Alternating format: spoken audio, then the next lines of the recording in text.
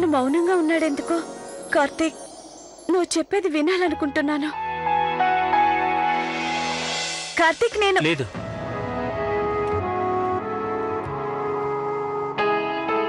నువ్వు నన్ను ప్రేమించడం లేదు.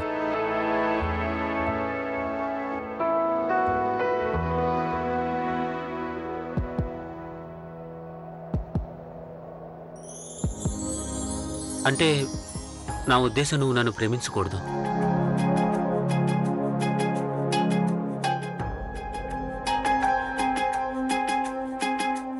నేను కూడా నిన్ను ప్రేమించకూడదు.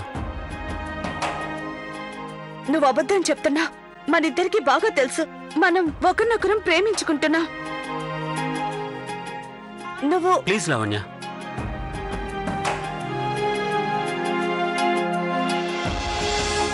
నువ్వెందుకు ఇలా చేస్తున్నావు కార్తీక్? ఏమైంది నీకు? నాకు సంజయ్ చెప్పాల్సిన అవసరం లేదు. నువ్వు ఒకటి మాత్రం బాగా గుర్తుంచుకో, నువ్వు నన్ను ప్రేమించకూడదు. నేను ఆ రోజు నీతో ఏదైతే చెప్పానో అదంతా నువ్వు మర్చిపో. మనిద్దరం ఒకరినొకరం ప్రేమించుకోకూడదు.